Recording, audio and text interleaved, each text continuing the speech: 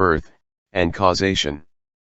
False discrimination, no birth, and causation.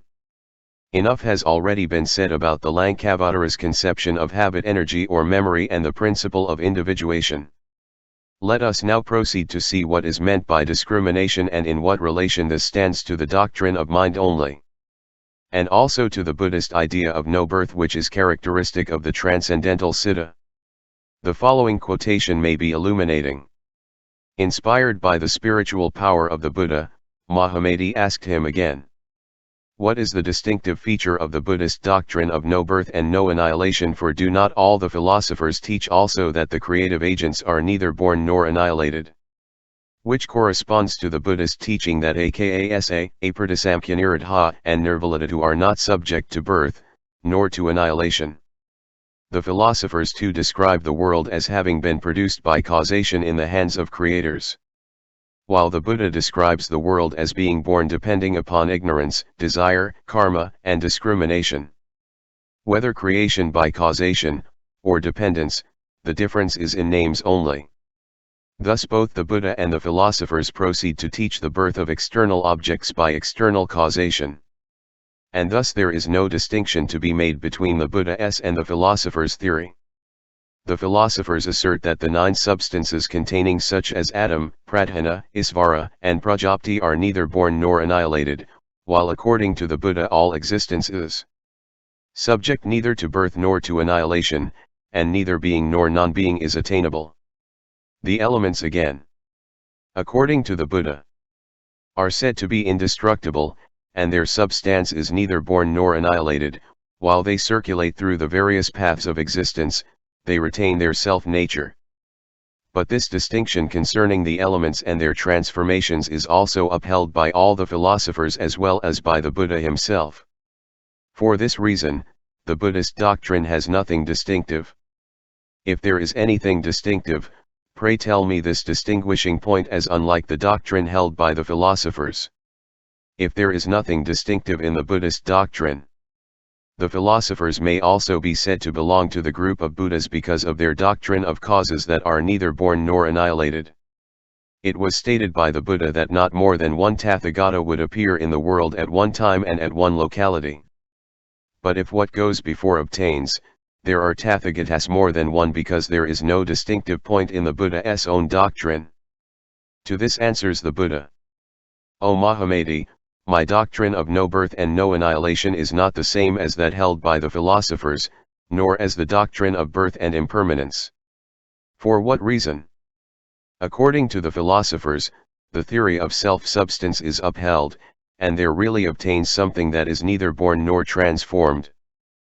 But mine is above the category of being and non-being, and abandoning the notion of birth and destruction, I talk of that which is neither existent nor non-existent, that which has no more existence than the multitudinousness of things that appear like Maya or in a dream. What is meant by not existing? It is meant that the self-nature or self-substance of things existent with individual marks and graspable by the senses has no reality, because they are perceived and not perceived, they are grasped and not grasped. For this reason, all things existent are really neither existent nor non-existent. When, however, it is realized that what is presented to one's view is no more than the mind itself, one knows how to establish oneself where discrimination ceases to rise, and the world stops its laboring. The ignorant make effort to discriminate, but the wise do not. The ignorant, because of discrimination, commit the error of taking non-existent things for realities.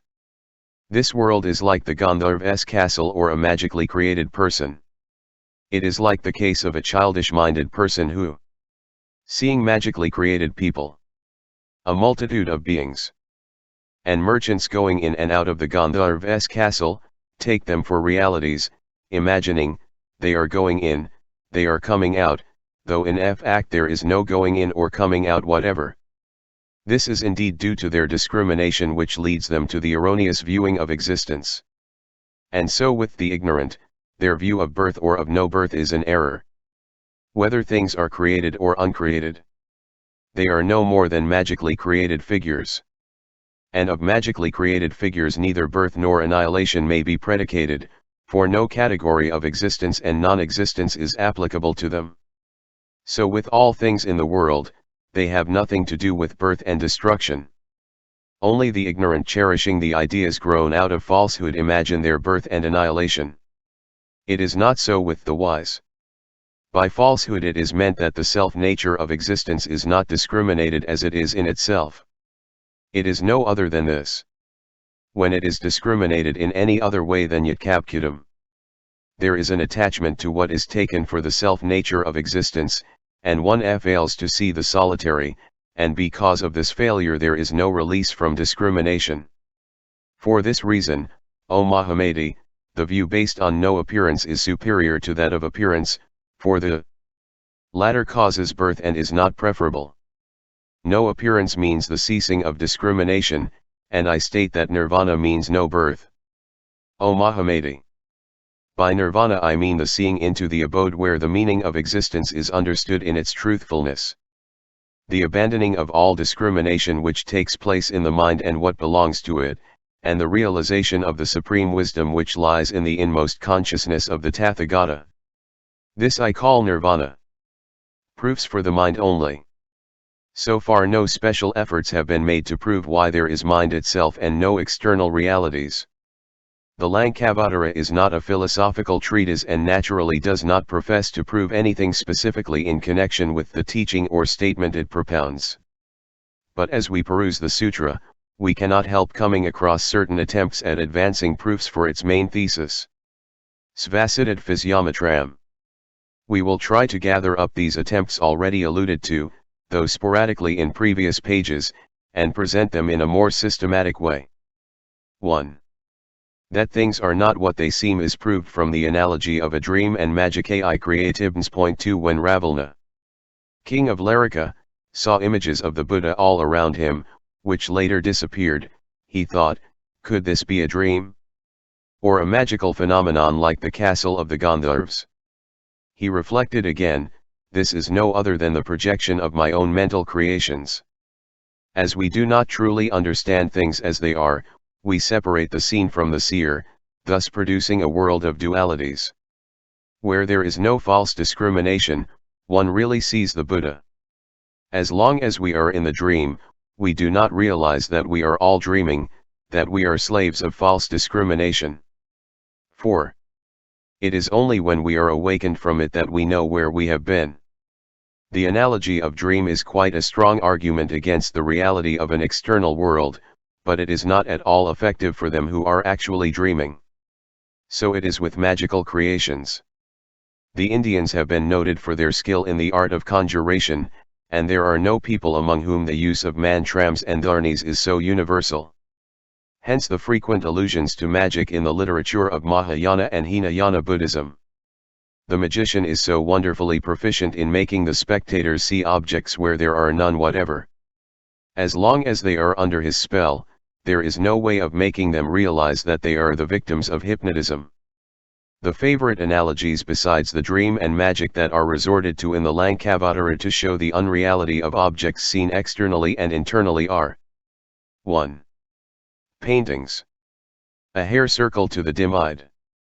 A revolving fire wheel, a bubble looking like a sun, reflected trees in water, images in a mirror, an echo, fata morgana, a mechanical man, a floating cloud, and lightning.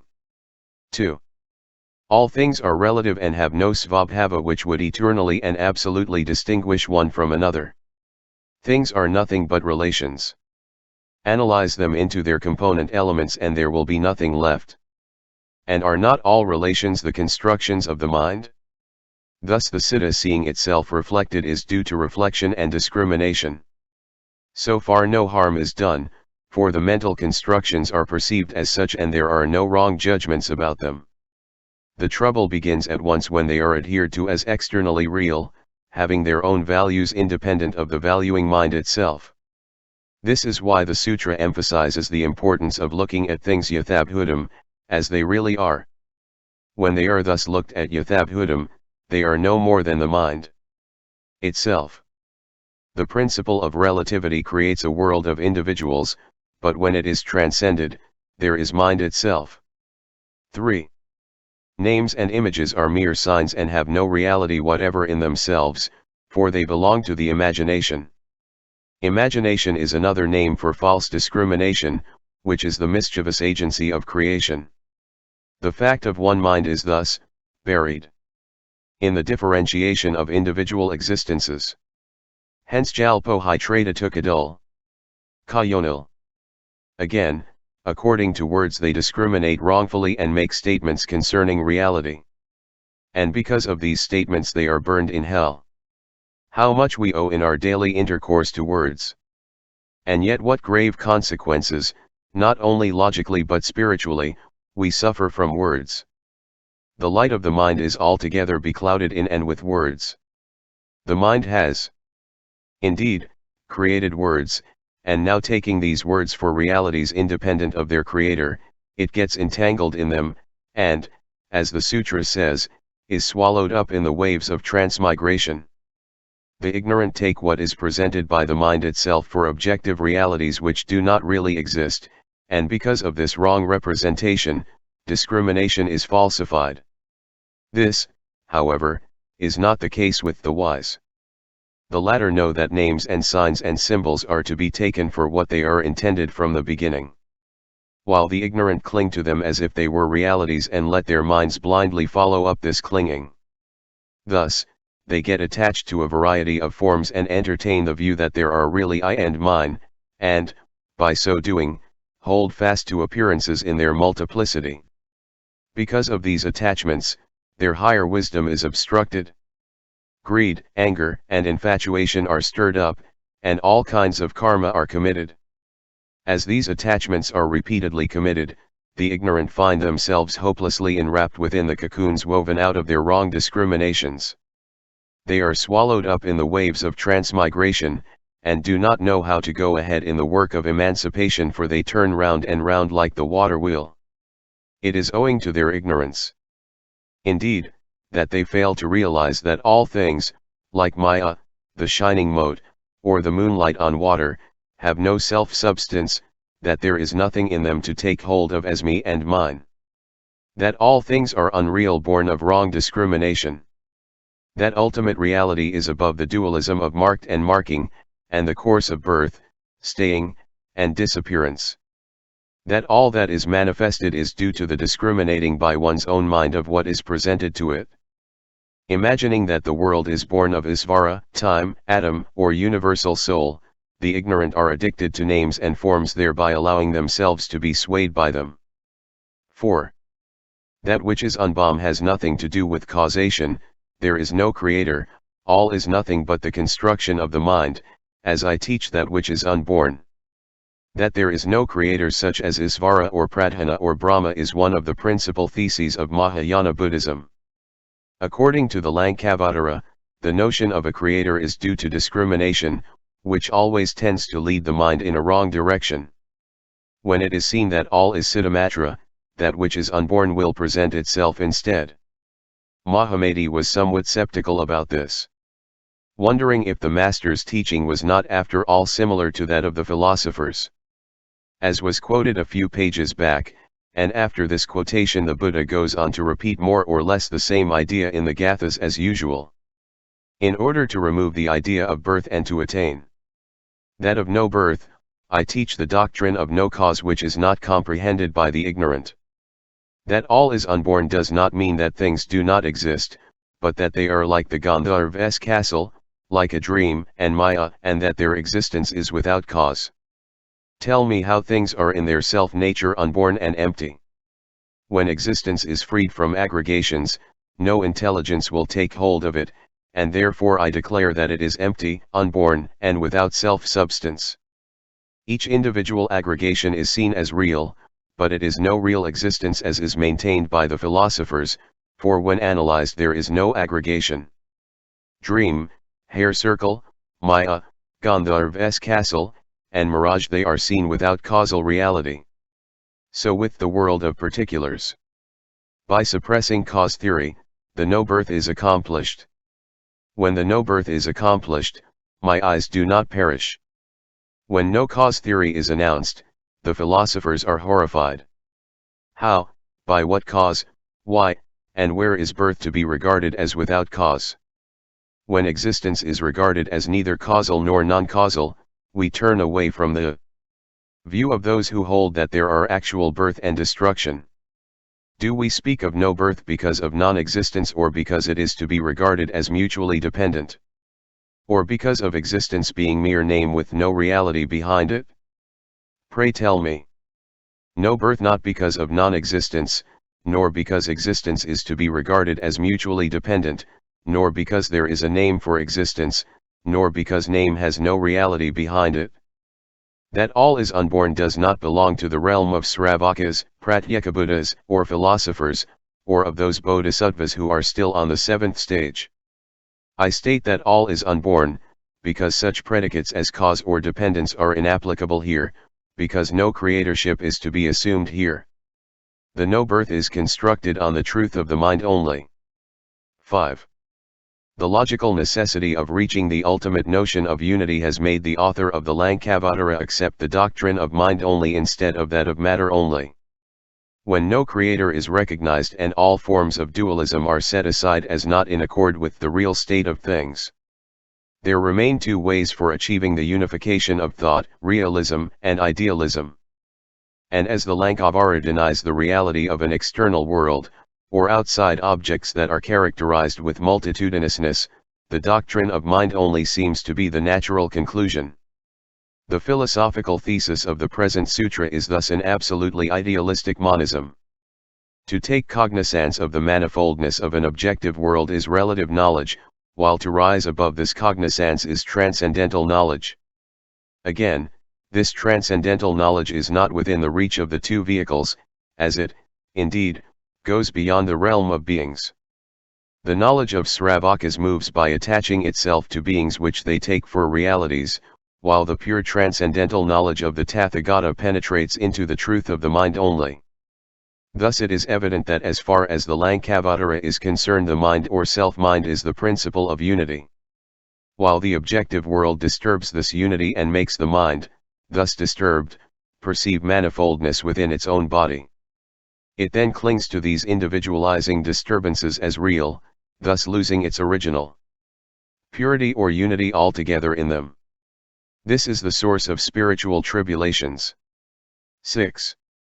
The strongest of all the proofs that can be advanced for the statement that the world is mind itself, is that of intuitive knowledge. While this is what is final in all form of conviction, speculative or practical, the force is especially strongly felt in religious truths, which are not founded upon reasoning but upon immediate perception. So with the Lankavatara, its thesis is derived from its immediacy and not from its intellectual precision. Paramartha, the ultimate principle of knowledge, is not dependent upon anything logically reasoned. It is I see and I believe. Paramartha is what is realized within oneself by means of the supreme wisdom of the Tathagata. Or rather, it is the supreme wisdom itself.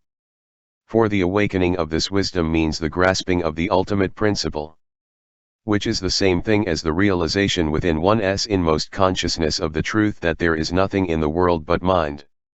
This truth is beyond the realm of discursive knowledge. This special knowledge, which may be called intuitive, is variously referred to throughout the Lankavatara. To mention just a few: Parajana, Abhisambadha, Svapartayatmabuddha, Vikaraparapraya, Adhigamavabadha, Yathadathyamadra, Narabasabuddhi, Samadhajanana, etc. etc. All go to describe the kind of knowledge which sees into the truth of the mind only. The wise do not cherish in that which is confused any thought either perverted or not perverted. O Mahamati, if they form any notion at all about it, there will be no supreme wisdom taking hold of reality. By this we know that knowledge that takes hold of the ultimate cannot be brought into a system of categories. For if anything is to be said about it, it turns into an idea of it and the real thing is no more there, and what is left behind is nothing but confusion or delusion. Attachment to realities as having self-substance is produced from not knowing that there is nothing but that which is projected and perceived by one's own mind. Avibodha is really awakening. Something is awakened within the consciousness, and it is at once recognized that all is mind. The awakening is above the dualism of to be and not to be dash, the latter being due to false discrimination. The awakening is, therefore, the sight of the ultimate principle of existence as it is in itself and not determined by any form of confusion or otherness. This is what is meant by to see yathabhutam. It is by this awakening which takes place in the inmost consciousness, not as the result of logical inference but as self-realization, that the Buddha makes the following statement. Between my enlightenment and my nirvana I have not uttered a word. Indeed, not to say a word is the teaching of the Buddha. The Lankavatara goes on further to state that there is a twofold hidden meaning in the teaching of the Buddha, and when this is understood all is understood. What are the two? Reality as realized in one's inmost consciousness, and reality as abiding since eternity. These two realities are not two but one, which is to say, the truth subjectively perceived is the truth in objective existence. And the mind only is meant to designate this fundamental unity and purity of all things, uncontaminated by Vaitranti, Vikalpa, Viparyasa, etc. In this unity and purity all the Buddhas are one, and also all sentient beings if they are only enlightened and awakened to this fundamental truth. The following from the Lankavatara is the most significant passage in this connection, where the logic and the psychology of the present sutra are perfectly synthesized in the intuitive knowledge or the inner realization of all the Tathagatas of the past, present, and future. What is meant by reality as abiding since eternity? It is reality that is in me since eternity. It is like gold or silver or pearl that lies buried in a mine, O Mahamati. Regardless of the appearance or the non-appearance of the Tathagata. The realm of the Dharma endures, the reality or that which constitutes the essence of all things endures, there is the continuity of the Dharma, there is the fixedness of the Dharma. Lt. Is, O Mahamati, like unto a passageway leading to an ancient city. O Mahamati, suppose there is a man roaming about in the wilderness, who descries a perfect passageway leading to an ancient city. He proceeds to go into that city, and entering there and resting there he enjoys all the pleasant doings that are going on in the city. Now do you think, O Mahamati, that the passageway leading to the city and its manifold affairs were constructed by that man? Said Mahamati, No, sire, O Blessed One. And the Blessed One continued, Just so, O Mahamati, the reality innerly attained by myself and the Tathagatas endures. It is the continuity of the Dharma, it is the fixedness of the Dharma, it is the so-ness, real-ness, and true-ness, of things. There is a reality that endures, it is the realm beyond the ken of discrimination. It is the mind itself but freed from the entanglements of speculation and imagination. It reveals itself through our empirical consciousness when our empirical consciousness goes beyond itself, that is, when it transcends dualism. Dharmata or reality, then, is no other than the supreme wisdom. Aryajnana. Realized inwardly by and in oneself. When this realization comes to one, no proofs are now needed for the doctrine of mind only. As Zen declares, it is like drinking water yourself. You know without being told by others whether it is cold or warm. Some concluding remarks. Having enumerated these considerations in the Lankavatara that lead to the thought of the mind only, let us make this remark in the way of concluding this part of the present chapter. It is this. The Lankavatara was not written with the view of establishing a philosophical thesis to be called pure idealistic monism. Its central motive was to make us realize that enlightenment comes when we are detached from the tyranny of language and discrimination. When we enter into the realm of anusrava, when, going beyond all philosophical reasonings, we stand on the inner ground of consciousness and shine out in our own inner brightness.